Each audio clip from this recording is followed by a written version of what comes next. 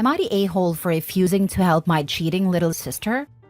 Back when I was 10 years old, my mom cheated on my dad with his then best friend, which led to them having a nasty divorce. My mom almost immediately after finalizing it went and married a guy, which drove my dad into huge depression and ultimately ending himself. I was the one who found him after I came home from school at 12 years old. The sight traumatized me for years to come and has made me despise my mom and the idea of cheating and any cheater. Fast forward 14 years later, and my little sister's husband found dozens of videos and pictures of her with multiple different guys, including some of his and my friends. And that led to them having a huge fight where he ended up throwing her out of his house. And so she came running back to me for me to take her in, and I refused. She called me a huge a-hole, and I told her to shut both her mouth and legs up and to go to mom and let her deal with this, since she knows a thing or two about cheating, and she left. Now her husband has filed for divorce and I fully support him. I have absolutely no sympathy for cheaters, and that includes my own sister. Now for the top comments. My sister cheated and I refuse to help her. I help her children and provide a safe place for them.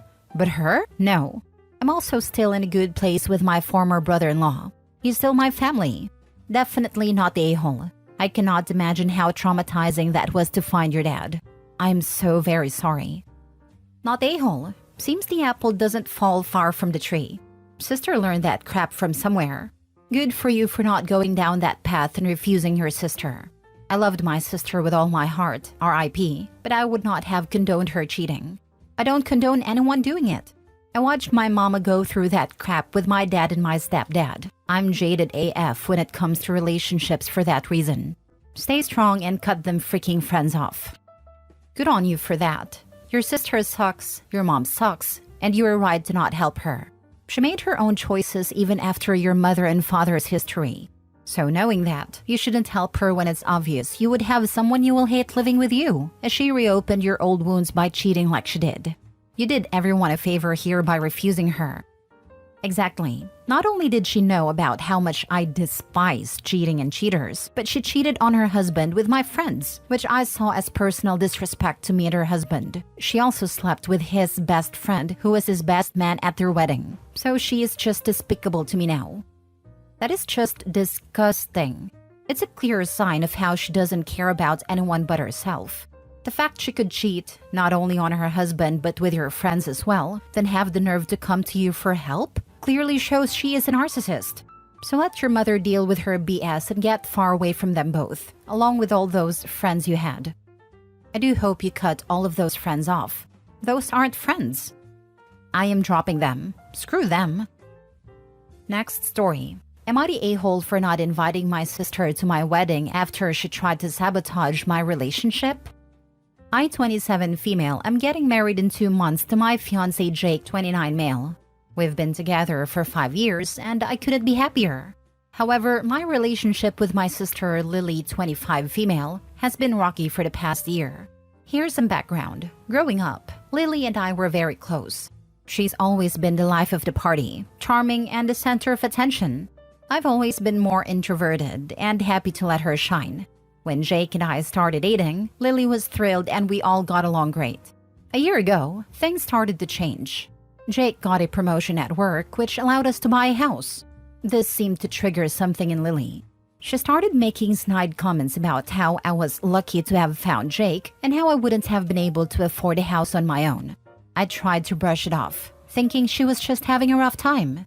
Then, at a family gathering, Lily got drunk and told everyone that Jake had hit on her when we first started dating.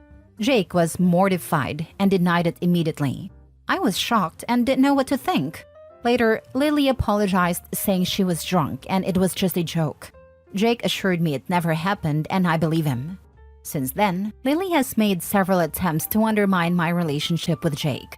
She would accidentally send me texts meant for her friends, saying things like, Jake isn't even that great, and she doesn't deserve him. It became clear she was trying to sabotage us. When I announced our engagement, Lily's reaction was lukewarm at best. She didn't offer to help with wedding planning and continued to make hurtful comments.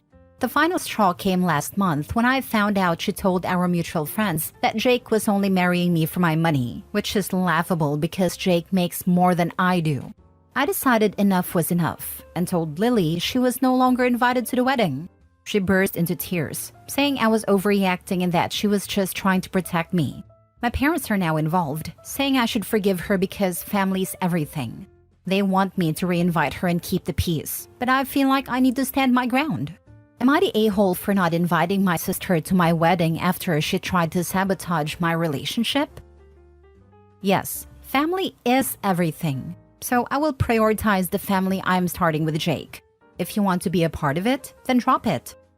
Totally agree. Family's everything. Then mom and dad tell her to stop attacking my fiance and myself. Tell her to stop making snide comments. It should have been nipped in the bud a long time ago, mom and dad. Mom and dad are basically saying it's okay to be rude to the bride and groom, but when the sister is uninvited, that's somehow wrong? What message does this send? Exactly. That family's everything line is so beautiful it brought a tear to my eye. Sniff. So why the heck didn't OP's parents tell Lily to stop her crappy behavior? Because it's hurting OP. Isn't OP family? A wedding is supposed to be celebrated by people happy to see the bride and groom happy, which Lily clearly is not. So we're jealous but shouldn't be there. Not a-hole. If she's been this persistent in trying to break you guys up, she will probably cause a scene at your wedding. It's your day. Enjoy it. Not a-hole. God only knows what sort of scene she'd create at your wedding if you reinvited her. You need to tell your parents that if family's everything, then she wouldn't be acting the way she is, and it's her own fault she's not invited. And they can either back OP or stay home with sister bitch. I'm sure that OP has someone that can walk her down the aisle other than her father. Next story. Am I the a-hole for threatening to report my sister-in-law for child abandonment? My 23 female brother, 25 male, and sister-in-law, 24 female, live with me. They had a baby in December 22, and I expressly told them I wouldn't be able to watch him unless previously asked to. I wouldn't watch him for anything short of an absolute emergency, unless they had asked earlier and I'd agreed. All of this was said and agreed upon before he was born. Well, about 2 months after he was born, they started asking me to take him for a minute, then they'd leave. At first, it was short periods, but it gradually got longer and longer until I reminded them about our agreement. It stopped for a while, but eventually they started doing it again. This process repeated on and off until the baby was about 6 months old, and I decided I'd had enough. So my sister-in-law asked me to watch the baby for a minute, her exact words, and I told her, okay, I have plans in a bit though, so I can't watch him for long. She told me it wouldn't be long and walked out of the house. About 20 minutes passed and she's still not back, so I called her. She said she was about to walk into a movie and would call me when it was over. No? So I tell her, I have a job interview, and I have to leave in 20 minutes. If you're not back by then, I will leave him in his crib and call the police to report an abandoned child. She arrived just as I was leaving the house, and they've never left him with me like that again. But I still get so much crap during holidays and such when the entire family is together. My mother also complains that she now has to watch him for the last-minute stuff they want to do. So I have to know, am I the a-hole? Edit to say, we all live in my parents' house together. I have lived there for almost 4 years, and they only moved in just before the baby was born. So I have the habit of calling the house mine when technically it is not. To clarify, my parents do not live with us. They have an apartment. My parents were in the apartment way before I moved into the house. After we all moved out, they downsized and rented the house out. Their last tenants left about a month before I was discharged from the military, and my parents asked if I wanted to rent the house from them. I said yes and moved in, and I've been paying the mortgage. And since my brother moved in, we've been splitting the bills. My parents do not want to live in the house because they are old and have disabilities, and the house isn't really disabled friendly. My mother has diabetes, a torn MCL meniscus in her knee, and has dislocated her shoulder recently. My father has herniated disc in his back, and whatever the disease is called that slowly fuses your bones together, so is mostly in a wheelchair and occasionally uses a walker. The house is not designed for wheelchair use, so he can't even get to the bathrooms. He can only get to the living room and kitchen. Not the a-hole. They were exploiting you and you enforced your boundaries. Good for you. By the way, living with you, does that mean your apartment? Then give them a deadline to leave.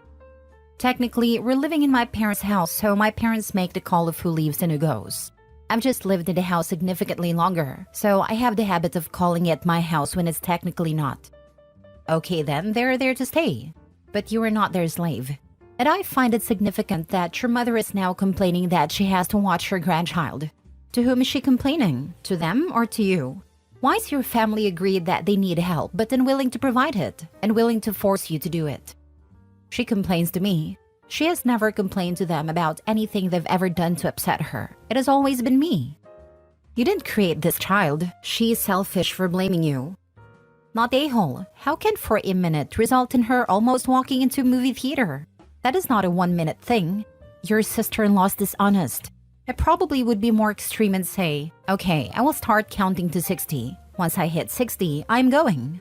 No one can command your time without discussing with you. They all hold him for a minute trick, eh? My sister used to do that. You should absolutely use the threat of the police and child abandonment to nip this in the bud. My sister used to do this with her first child. She was 19/20 years old. It apparently hadn't gotten her fun out of her system. She would drop her son off just for an hour and didn't come back for 3 to 4 days. Once, she even left him with us for a week. And half the time she didn't leave enough milk, diapers, or clothes. We had to go out and get them. Our mother wanted to tell her to stop doing it, but I told our mother that if she did that, my sister would never bring the baby over again. She was the type to cut off her nose to spite her face. So I started this little game where, when she came over with the baby, I would literally stand near the door so she couldn't sneak out of the house without the baby. I had loud bells on the other doors, so I would hear the door being messed with. It took a couple of months, but I was quite successful in curbing my sister's habit of leaving her child at our house. She once dropped off the baby knowing full well that the only one at home was our younger brother, who was 12 years old at the time. That time, I chewed her butt for a full day. Poor child, nearly in tears. He was so scared of doing something wrong. Last story. Am I the a-hole for kicking out my fiance for letting my daughter lock her door?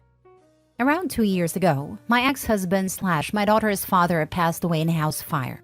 My daughter, 14 female at the time, 16 female now, took this very hard. She became depressed and had self-ending tendencies and thoughts. I did everything I could to help her, including trying to talk to her, giving her space, getting a therapist, getting a therapy dog. I've done everything. Nothing has helped. About 10 months ago marks the first time she had an attempt on her life. She had the door locked and I wasn't able to get in the room for about 20 minutes. If I had waited longer, she may not have survived. To prevent this happening again, I took the locks off her door. Just to clarify, I never walk into my daughter's room, or anyone's, without knocking and allowing them to say I can come in, so it's not a privacy issue. My daughter has since then had one more attempt on her life, and I still haven't given her the locks back. About 2 weeks ago, my daughter asked me to let her have a door lock again. I explained to her why I won't let her have one, and she got upset and stormed off. 20 minutes later, my boyfriend/fiance of 4 years, who has gotten very close with my daughter, asked me if I could give her a chance. I told him that if I do give her a chance and something happens to her, I would never forgive myself for it. We got into a pretty big argument about it, but it ended, and I didn't let her lock the door. 3 days later, I came home from work early and saw my daughter's backpack in the kitchen, which I had expected since she had taken the day off of school. What I didn't expect was for the house to be completely silent. This worried me since my daughter isn't a very quiet girl. She's always playing video games or playing music. She's never quiet. I went upstairs to her bedroom and knocked on the door. No answer. I knew she was in the room since I heard a fan on in her room and it's never on unless she's home. I knocked again and she still didn't answer, so I panicked and tried to open the door. The door was locked and I couldn't open it. I began to panic. I banged the door and was calling her and she didn't answer. I called 911 and explained to them what was happening and they got here and broke the door down. Turns out my daughter had her music blasting in her headphones and was taking a nap, so she didn't hear me. I asked her how she got the door to lock, and she told me that my fiancé had installed a lock earlier in the day before he went to work. I waited until my fiancé got home to confront him. It caused a huge argument. He said I was overreacting and that I should trust my daughter, that it's an invasion of privacy and she deserves the right to lock the door. We kept arguing back and forth and eventually I told him that I wanted him out of our house. By the way, I bought my house myself and paid the bills myself. He continued yelling at me as he gathered his stuff and stormed off. My daughter understands where I'm coming from and isn't as upset with me, whereas my fiancé hasn't called or texted since. So I'm assuming that we're over. Am I the a-hole for kicking him out? Not the a-hole. He way overstepped. It is your house and your daughter. He had no right to overrule you in regards to either. 100%. Though, am I the only one who noticed that fiance plus no to door locks equals daughters who's angry and storms off? But no fiance plus no door locks equals daughter who's just fine with it? The fiance was advocating for the lock though. Maybe the daughter was okay with the no lock after seeing her mom break down like that and finally realized what locks versus no locks really meant to her. Not a-hole. You almost lost your child due to a locked door, and while she certainly could self-harm at another location or during the night while you sleep, you are her parent. You carry that responsibility and you provide her boundaries. And not your fiancé. You made your feelings clear to him and said no. He went behind your back and did it anyway. That's major betrayal, a huge violation of your trust, and it represents complete disrespect. Seems the trash took itself out. No, it hurts. Sorry. OMG. Been there. Spent time in the ER waiting for replacement. Still have some PTSD. We did not have locks in our bedroom doors for quite a while. Heck, I kept my knives locked up. Medications were under lock and key. Alcohol was under lock and key. Your child needs to know that her safety is your utmost concern. Make sure she knows you will do your best to respect her privacy.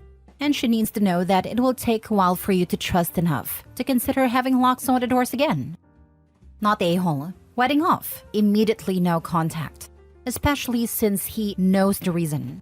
Who the heck is he to go over your head on something like this? Nope. No contact. Done.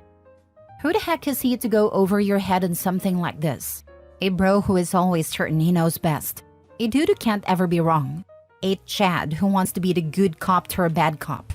Discussing it is okay. Persisting the argument is already overstepping. Going behind her back to do it anyway is the point of no return.